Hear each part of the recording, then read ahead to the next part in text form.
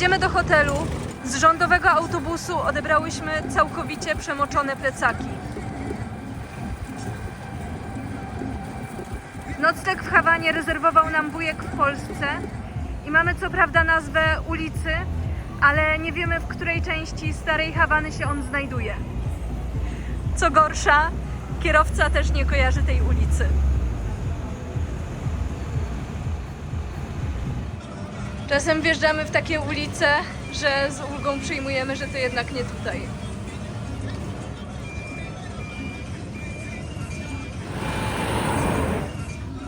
Co chwila zatrzymujemy się i kogoś pytamy.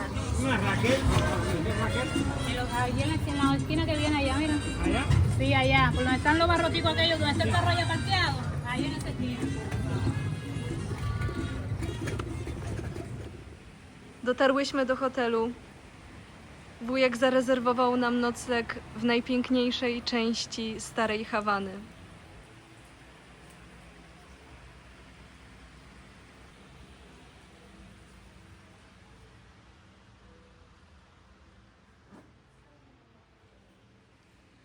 Jaki ładny pokój.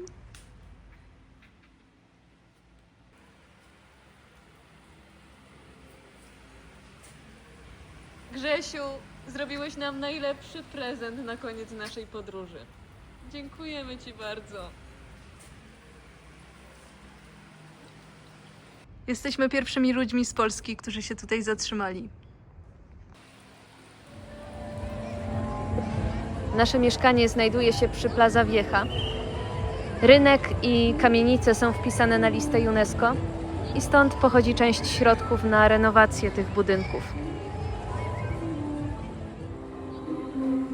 Siedzę w pięknej restauracji z przepysznym jedzeniem i muzyką na żywo. I jest tutaj tak smutno. Podchodzą do nas eleganccy kelnerzy z uśmiechem na twarzy i z rozpaczą w oczach. I dla mnie cały wyjazd na Kubę jest tak trudny i tak przygnębiający i smutny. Rozmawiamy z ludźmi, którzy mówią, że nie ma dla nich żadnej przyszłości, że każdego dnia jest gorzej, że cały świat idzie do przodu, a u nich jest gorzej i gorzej i gorzej i kolejne trudy życia się nie kończą. Dla mnie ta podróż jest jedną z najtrudniejszych w życiu. Nie ma tutaj miejsca na beztroskę, na wakacje. Najpiękniejsze affogato w moim życiu.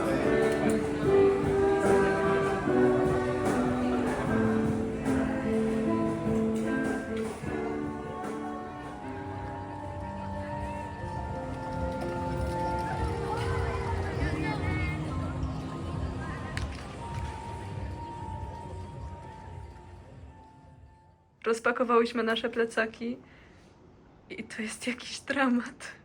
Mnóstwo ubrań jest całkowicie przemoczonych. Plecaki włożyłyśmy do luku bagażowego. Po drodze padał przez chwilę deszcz. No i wyjęłyśmy je kompletnie przemoczone. Całkowicie mokra. Bluza.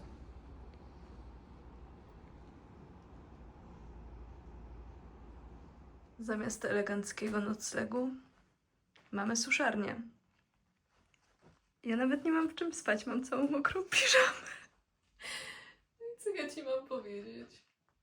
No będziesz spała w mokrej, no. Jakiś koszmar.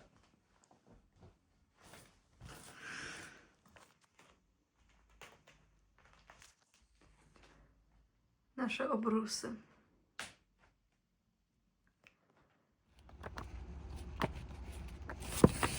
Cały przewodnik zniszczony. Jakiś koszmar. Zamiast pójść spać, to my biegamy po pokoju, szukamy miejsca, gdzie możemy rozwiesić nasze ubrania, ponieważ wszystko jest przemoczone. Ja uprałam wczoraj rzeczy, żeby mieć czyste na powrót do Polski, cały lot. I wszystko jest mokre i tak źle pachnie. Nie wiem, nie mam piżamy, nie mam w co się ubrać jutro. Nie mam nic.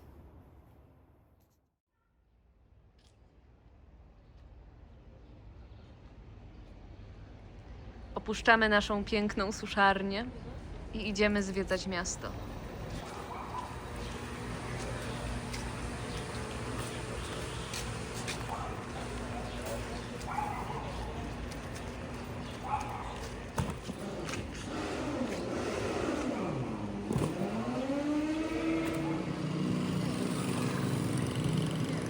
Hawana musiała być kiedyś przepięknym i bardzo bogatym miastem. Po przejęciu władzy przez Fidela Castro ludzie zaczęli masowo opuszczać wyspę. Myśleli, że to są chwilowe niepokoje, że niedługo będą mogli z powrotem wrócić do kraju. To się nigdy nie wydarzyło. Gdy Fidel Castro przejął władzę, rozpoczął przejmowanie majątków, nacjonalizację dóbr, zabierał ludziom ich własność prywatną i przejmował też zagraniczne aktywa. I część kamienic w Starej Hawanie została przejęta przez rząd. Część kamienic rząd oddał do użytku biednym ludziom. No i na renowację budynków nikt nie miał pieniędzy.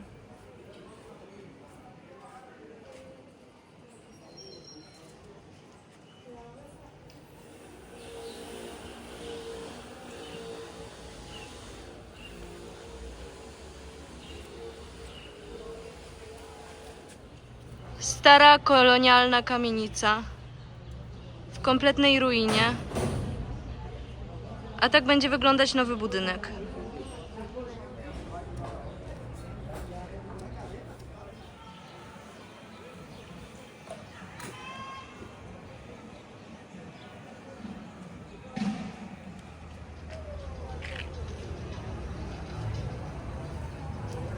Wchodzimy do kolejnej apteki i jak zwykle na półkach nie ma nic.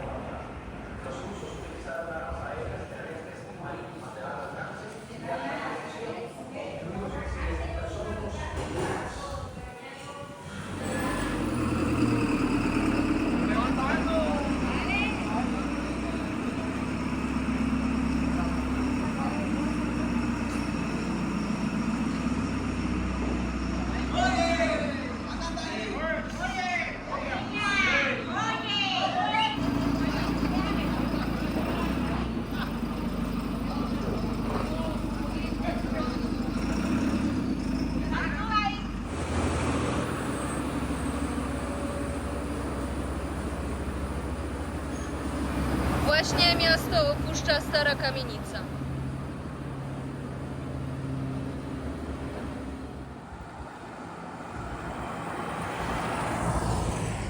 Od kilkudziesięciu lat sytuacja na Kubie uzależniona jest od polityki Stanów Zjednoczonych. W 2015 roku Obama wypisał Kubę z krajów, które wspierają terroryzm, co spowodowało, że zaczęli tutaj przyjeżdżać turyści ze Stanów Zjednoczonych, z Europy. Zaczęła się rozwijać tutaj gospodarka, ludzie zaczęli zakładać małe biznesy i nastąpiło roztopienie ucisku komunistycznego. Ludzie na Kubie wzięli oddech i mieli nadzieję na to, że ich życie będzie wyglądało normalnie, że w końcu zaczną się rozwijać i żyć. Później rząd w Stanach Zjednoczonych przyjął Trump i w ostatnich 9 dniach swojej władzy znowu umieścił Kubę na liście krajów wspierających terroryzm. Spowodowało to, że przestali tutaj przyjeżdżać turyści. Jako Polce przyjechanie na Kubę odbiera możliwość wyrobienia ESTY, czyli tańszej i prostszej wizy do Stanów Zjednoczonych. Więc jest to nieopłacalne i trudne, bo nie ma czasu po wizycie na Kubie, w którym znowu będę mogła korzystać z ESTY, tylko już na zawsze byłam na Kubie w czasie, w którym jest to kraj terrorystyczny, więc już nigdy nie mogę w życiu wyrobić ESTY na ten moment. Później władzę przejął Biden, który w kampanii wyborczej mówił, że z powrotem, jeżeli wygra wybory, ociepli stosunki między Stanami a Kubą. To się nie wydarzyło. No i od 4 lat nie ma tutaj turystów. Jest ich coraz mniej i coraz mniej i coraz mniej. I sytuacja Kubańczyków jest z miesiąca na miesiąc coraz gorsza. Dla obywateli Stanów Zjednoczonych przyjazd na Kubę też nie jest prosty. Muszą prowadzić pamiętnik z każdego dnia pobytu na wyspie i muszą mieć konkretny powód, dlaczego przyjeżdżają akurat tutaj. Może być to pomoc humanitarna, cele edukacyjne. Jest wypisana cała lista 12 powodów, a pamiętnik trzeba trzymać przy sobie przez 5 najbliższych lat. Jest w tym kraju bardzo smutno, bardzo trudno. Na każdym kroku widać ludzi, którzy nie widzą dla siebie żadnej przyszłości, którzy nie mają żadnej nadziei. I wszyscy nam mówią, że my jutro wyjeżdżamy, a oni tutaj zostaną. I że dla nich nie ma światła, nie ma nadziei, nie ma przyszłości dla Kubańczyków na Kubie.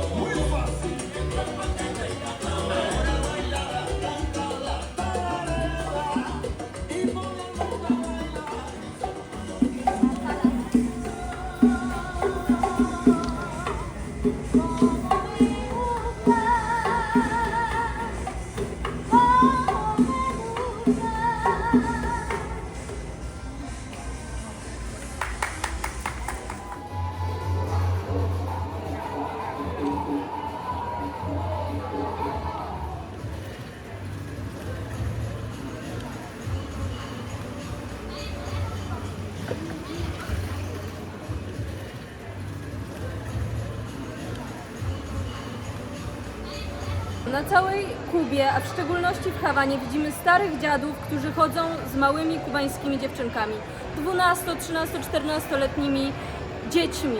I dzisiaj właśnie usiadł obok nas w restauracji stary dziad z może 14-letnią kubańską dziewczynką. I wstałam i powiedziałam mu, że to jest obrzydliwe, co robi, a on na to mi powiedział, że to już nie jest dziecko. Podszedł do nas właśnie ochroniarz i powiedział, żebyśmy schowali natychmiast telefon, bo ktoś podjedzie na rowerze, wyrwie nam go i że tutaj w Hawanie można telefon wyjąć tylko w dużej potrzebie, żeby zadzwonić albo żeby coś sprawdzić, nie można go trzymać na wierzchu. Wróciłyśmy właśnie do pokoju, ale ubrania nadal są mokre. Ja nie wiem, w czym ja polecę jutro do Polski.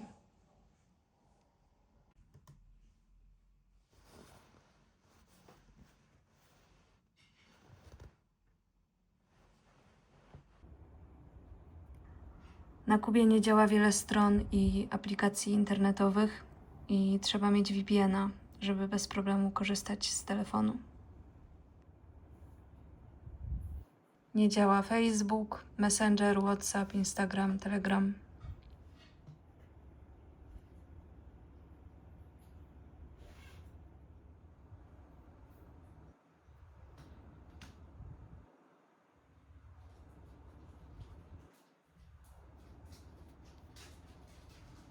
Nie da się nic zainstalować z App Store. No i rezerwacja noclegów.